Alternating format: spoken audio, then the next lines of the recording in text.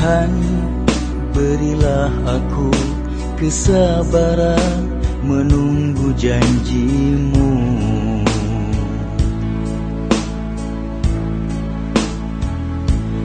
Masukkanlah ke dalam hatiku rasa keindahan menunggu.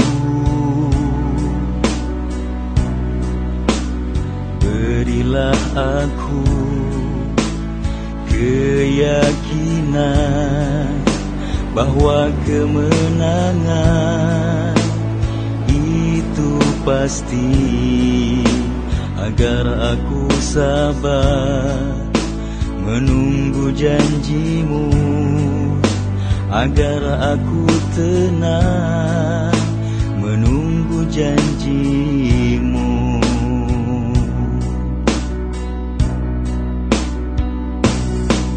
Kau jadikanlah musuhmu tersiksa sendiri,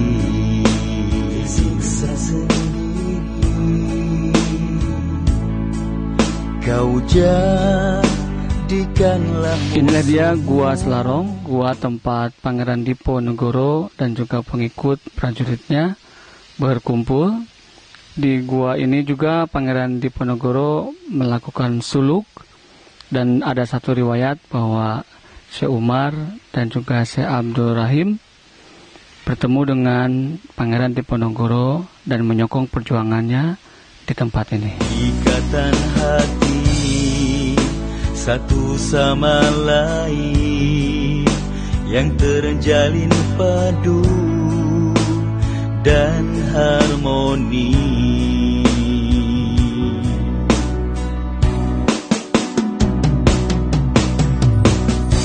Engkau telah menjanjikan melalui lidah. Tahun 1825 Diponegoro kan tertangkap. Nah, setelah tertangkap, Belanda masih mencari saja di daerah Magelang mengenai pasukan-pasukannya. Semua karena pimpinannya sudah tertangkap, kan pasukannya kan bubar. Lalu Syekh Umar lari ke Wonosobo bersama dengan bapaknya. Lari ke Wonosobo dengan bapaknya Syekh Abdul Rahim. Bapaknya itu mau kerjasama dengan Belanda, sehingga bapaknya diangkat menjadi patih Wonosobo yang bertempat di daerah Leksono. Sekarang kecamatan Leksono, bekasnya masih ada bekas kepatian. Lalu Syekh Umar tidak mau kerjasama dengan Belanda. Terus karena tidak mau kerjasama dengan Belanda, kan dicurigai terus oleh Belanda. Nah, setelah demikian, terus mau mendirikan pondok pesantren itu di Wonosobo. Janji Tuhan itu pasti, Tuhan takkan mungkir janji, walaupun hanya sehari, Ia pastikan terjadi. Jadi karena takut pengaruhnya makin membesar karena usaha dakwah dan perjuangannya dari Syekh Umar dan Syekh Abdul Rahim ini, maka dibuatlah satu keputusan dari pihak Belanda ini untuk menggantung Syekh Umar. Ditetapkanlah tempatnya, diputuskanlah Syekh Umar ditangkap dan digantung. Ingin digantung. Ditetapkanlah tempatnya di alun-alun Wonosobo. Diumumkanlah ke seluruh halayak masyarakat Wonosobo bahwa Syekh Umar ini akan digantung di alun-alun Wonosobo dan ditetapkan harinya. Maka disuruhlah masyarakat Wonosobo untuk datang ke alun-alun tersebut. Setelah diikat tali di kepala Syekh Umar dan yang di tiang gantungan itu, ditutup kepalanya, kata Mbah Patah, diceritakan kepada kami, tutup kepalanya, kemudian mulailah proses penggantungan itu. Ditariklah ke atas sampai kondisi yang digantung itu, yang dikira Syekh Umar itu sampai berhenti bergerak, yang dikira sudah mati. Dan setelah diturunkan, dibuka penutupnya, semua orang terkejut. Ternyata yang mati itu adalah kepala polis Belanda itu. Engkau telah menjanjikan melalui lidah Nabi. Syekh Umar mendapatkan zuriat sampai seramai 6 orang. Mendapatkan anak seramai 6 orang. Yang diantaranya adalah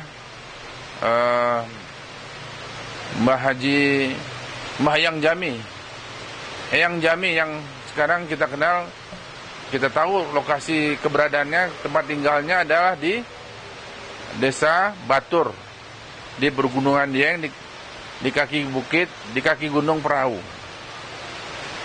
Kemudian yang kedua adalah Mbah Haji Abdurrahim yang tinggal di Sodagaran. Kita kenal namanya Mbah Noyo Drono. Yang ketiga Mbah Haji Mangun Drono, Mbah Haji Jakaria nama Islamnya. Yang keempat Mbah Umar Singodrono. Keturunan dari Mbah Umar Sutrodrono. Yang keempat, anak yang keempat adalah Mbah Umar Singodrono. Kalau ayahnya bernama Umar Sutrodrono, kalau anaknya yang keempat ini Umar Singodrono.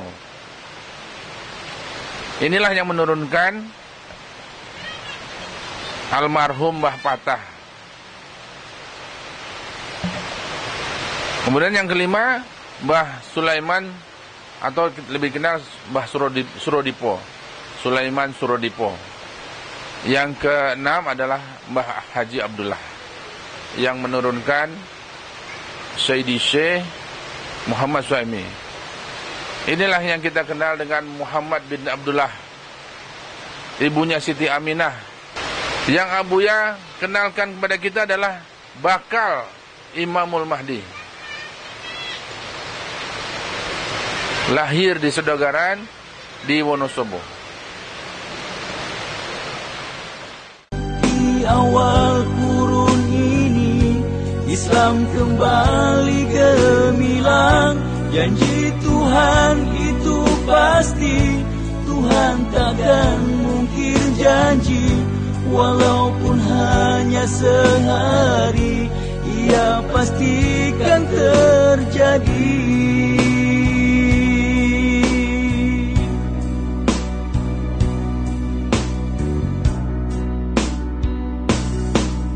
Tuhan, berilah aku kesabaran menunggu janji-Mu,